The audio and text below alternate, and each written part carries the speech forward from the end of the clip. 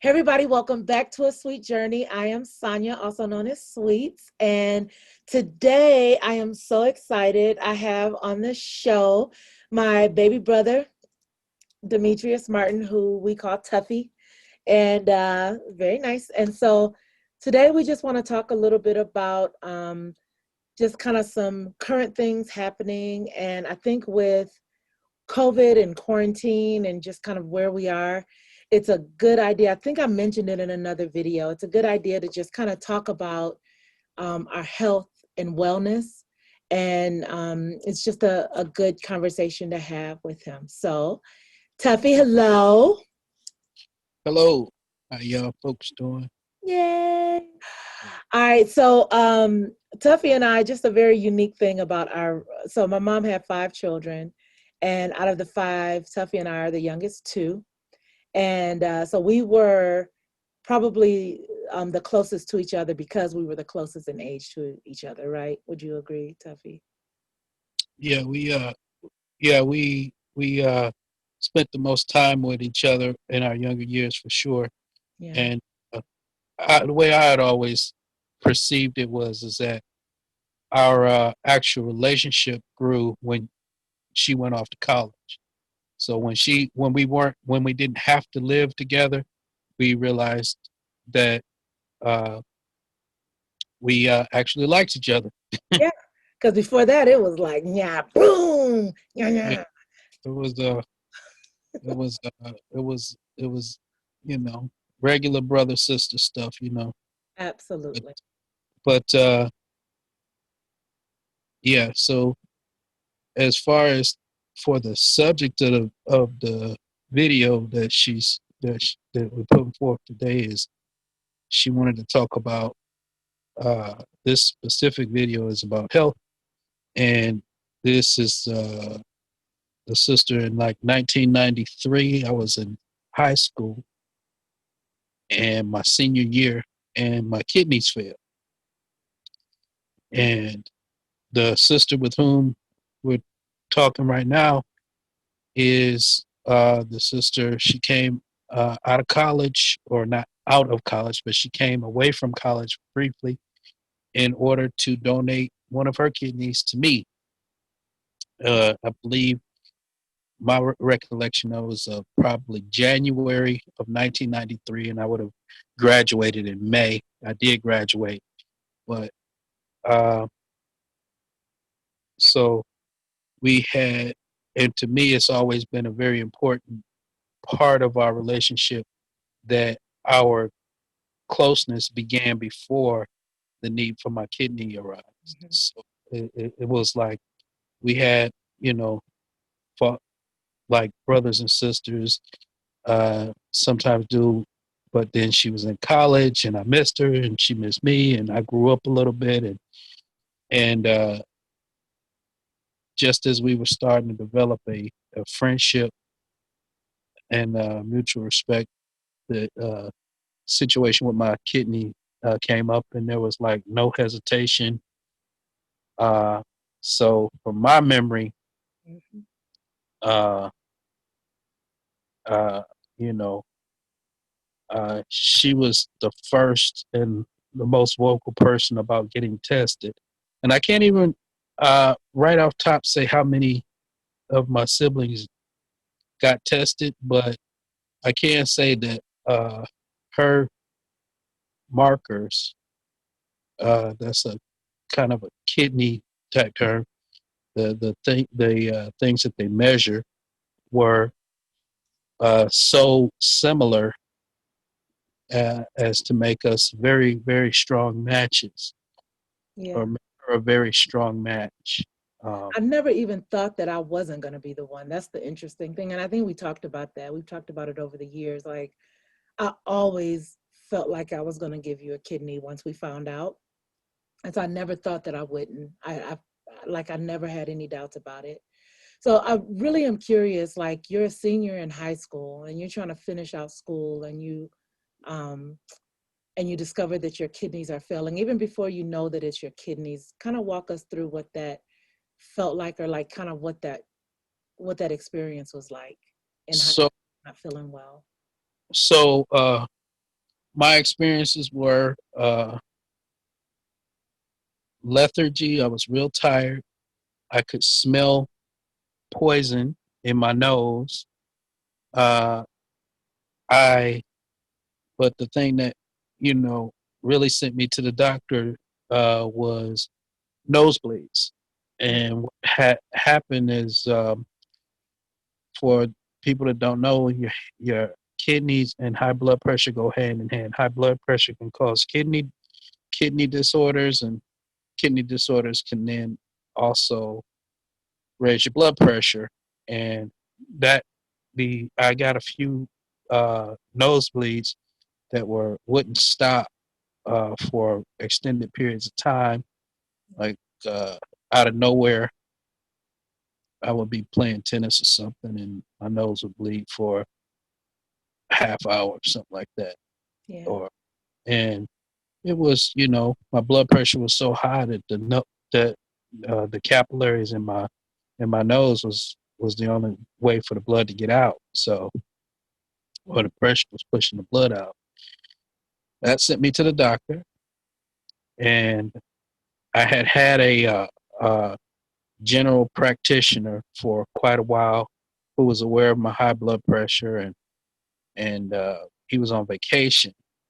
Uh, and I went into his replacement, and his replacement did a very simple test. He listened to my back, where my kidneys were, with a stethoscope, and he said, "Let's get you to a nephrologist." First time I met them, you know, and he was right, So the replacement doctor did non-invasive, simple tests and sent me. I was, I'm gonna say, 17 years old mhm.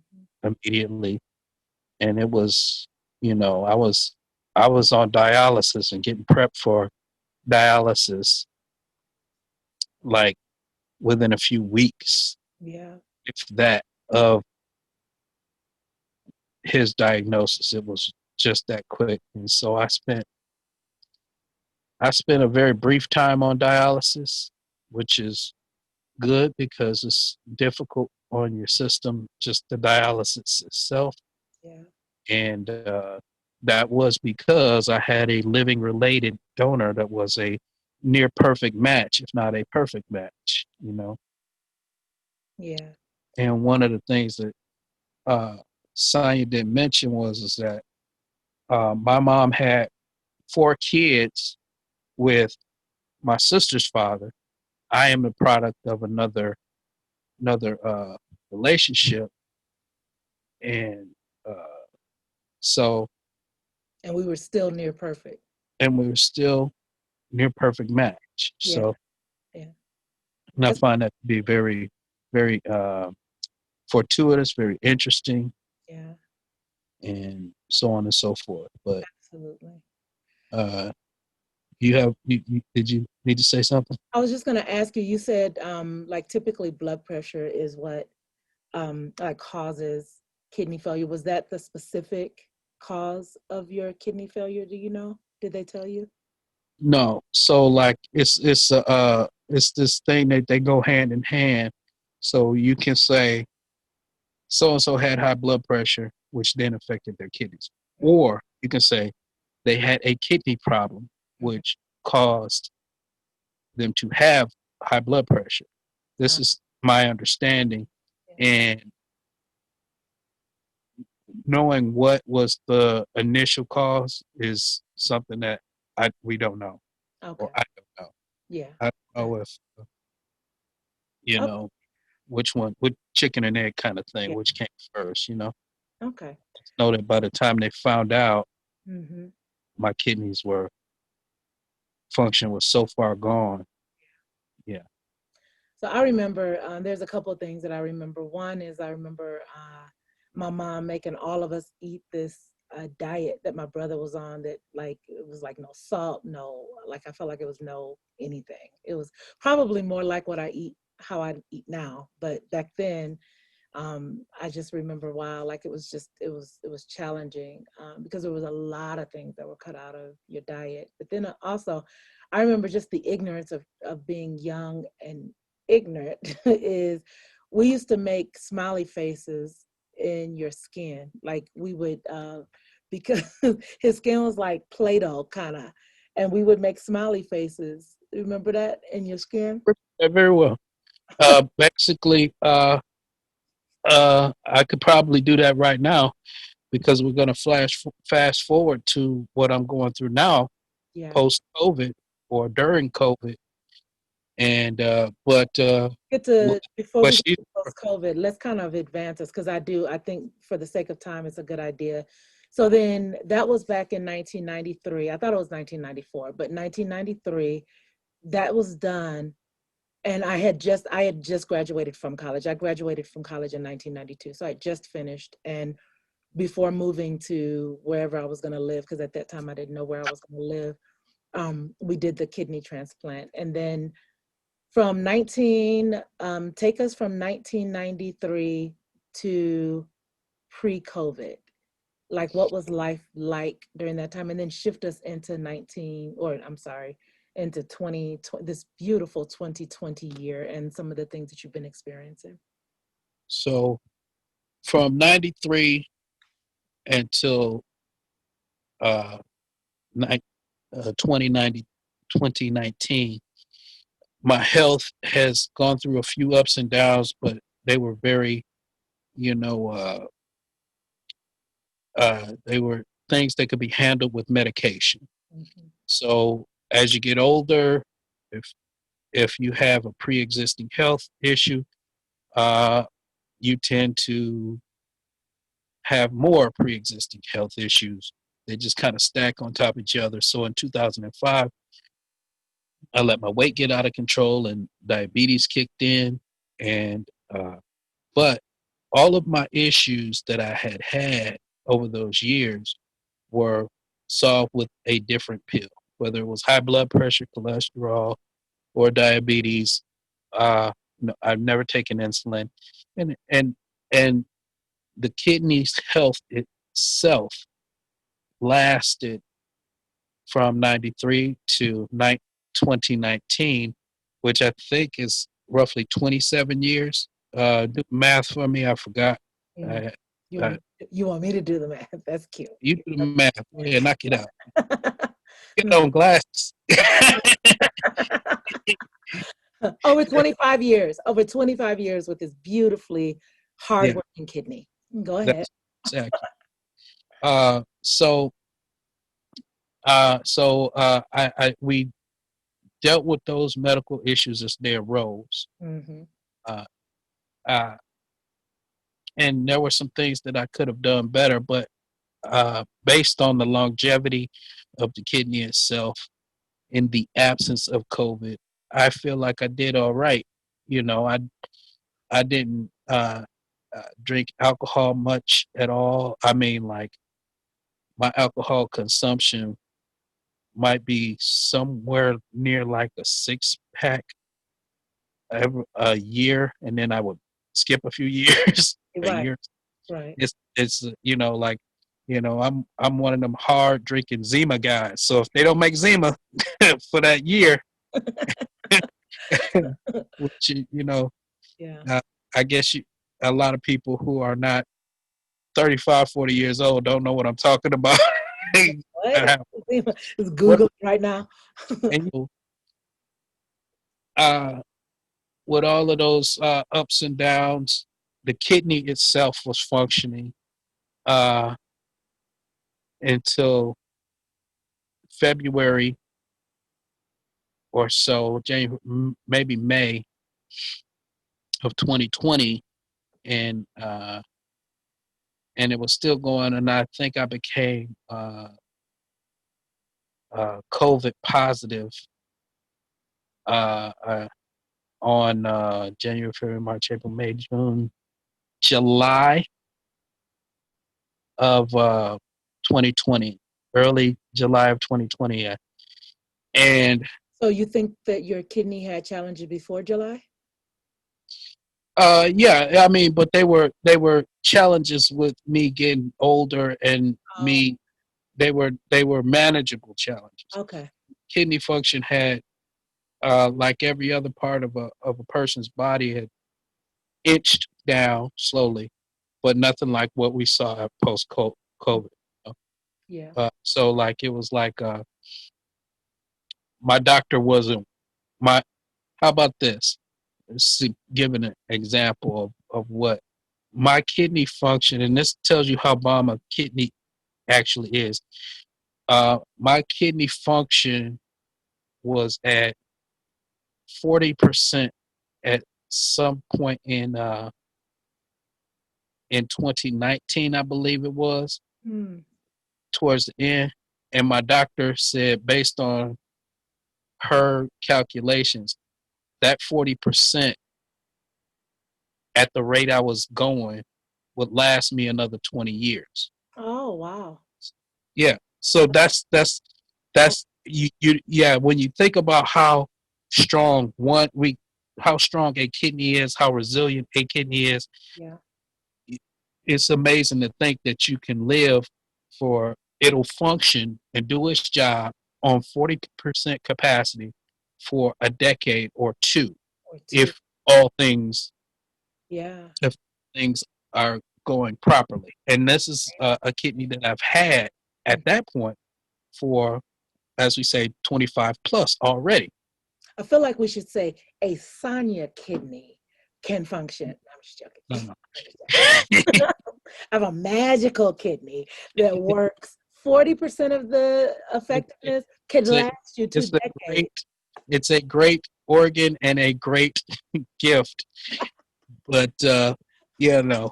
Let's So just keep it. any donate? Okay, okay. Not just mine particularly. No? Okay. That's fine.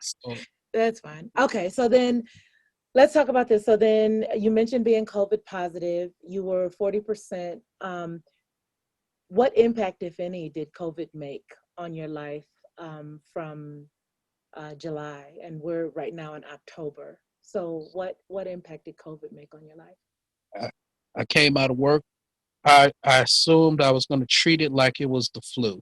I've had the flu before, many times Mhm. over the years, and I was going to let myself self heal, stay at home, follow the CDC guidelines that I was aware of, Yeah. and that's key. Um, but what happened was, is I live here at my house with another sister of ours, and she's my roommate, and she was seeing things that I wasn't seeing. I was sleeping a lot, and I lost my appetite substantially. And in addition to that, uh, I had, little heads up, a little bit graphic, but I had severe diarrhea. Yeah. So what was happening was, is I wasn't treating any of that, thinking that it would pass. But what was really happening was I was becoming massively dehydrated. And so my personal theory, my unmedical opinion is that the virus itself is not what destroys a kidney. How it interacts with any other organ in the body is not something that I know about or even experience uh, to a great degree. But what I can tell you from my perspective is that you cannot dehydrate a transplanted kidney. You should not dehydrate at Mm. all. But I allowed my kidney to be traumatized by the dehydration from the symptoms of the COVID, in my opinion. And my, day after day, my sister was trying to get me to eat and to get me to drink. This is my sister Sheila, Mm-hmm. and and you know, I was like, nah, I'm fine, and I was getting weaker, having more and more trouble walking short distances. Still wouldn't go to the doctor. Fell at least two, maybe three times, Yeah. and the only thing that really sent me to the doctor was pain over my kidney site, which a transplanted kidney is placed not in your back, it's placed in the front over top of your bladder. So kind of mine is like to the right and somewhat below my navel. And they don't remove if you're old kidneys, so they just kind of atrophy in the back. But yeah, so I dehydrated the kidney, or the COVID dehydrated the kidney, however you choose to look at it. And when I went to the hospital, uh, I was at under 5% kidney function. It caused some other problems too. The virus and the dehydration made me severely anemic. Yeah. Uh, so it also, I needed to get a couple of blood transfusions while I was in the hospital. I wasn't producing the right amount of red blood cells or white blood cells as well. Mhm. So uh, yeah, I spent 5 days in the hospital uh, with IV fluids going back in to rehydrate me. Yeah.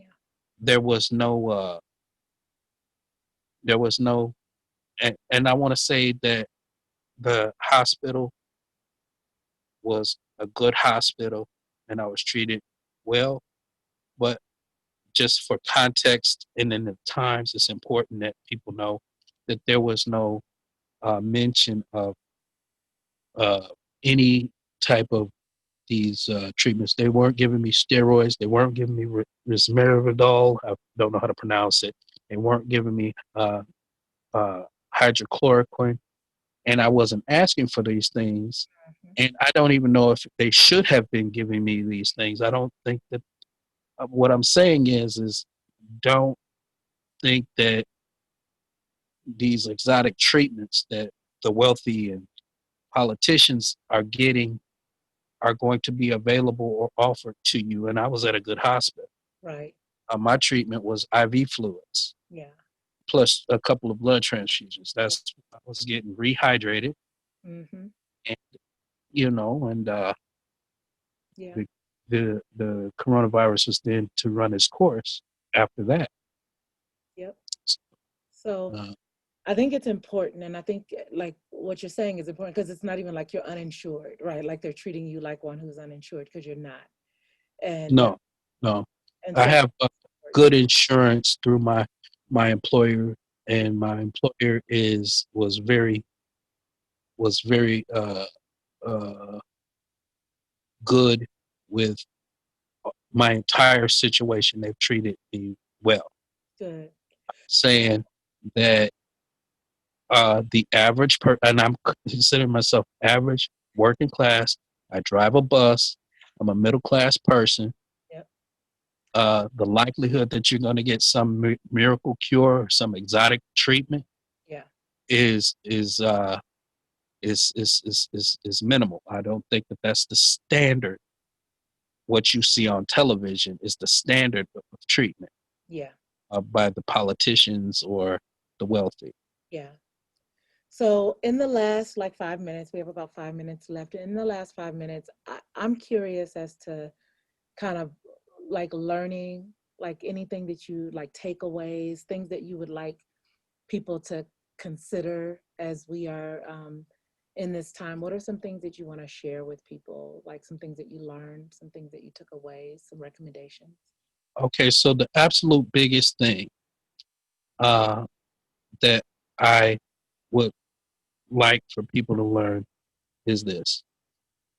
Right now, while your kidney is healthy, if you care about your kidney health, and especially if you have an issue with your kidneys, uh, first you consult your doctor, but beyond consulting your doctor, drink lots of water. Now, I was told a long time ago to drink lots of water, and uh, I didn't know what that meant. So if I wasn't thirsty, I didn't drink Mm. lots of water, which was exacerbated by a lack of hunger and thirst during the strongest parts of the COVID. I think that I could have saved some of my kidney functions had I forced myself to look at water as medicine Yeah. as opposed to um, if you treat it like it's a medicine, Yeah. and then the, a lot of water is too vague.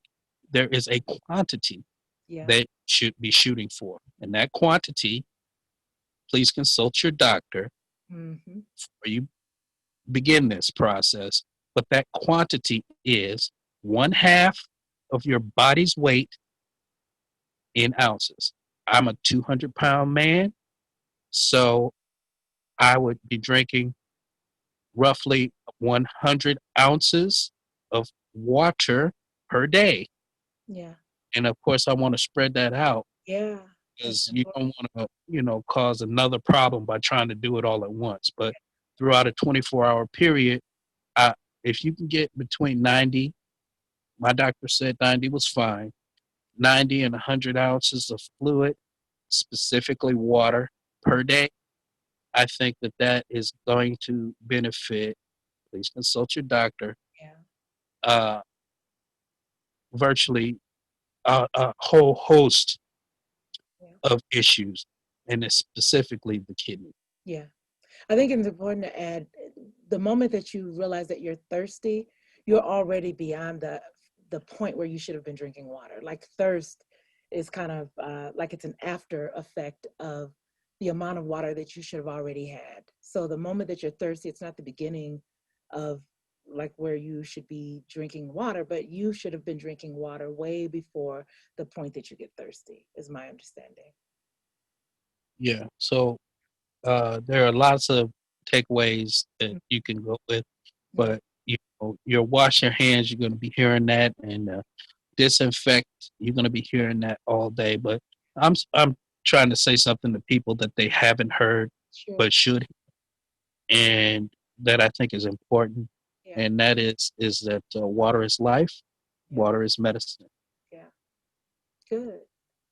Yeah. Well, thank you. I thank you so much for coming on with me. I think that it's important. I think um, like it's a scary time. There's a lot going on, but I think the more we know and the more we have exposure to people who are dealing in this space, the better. And you are talking out of experience, and I think that that's important.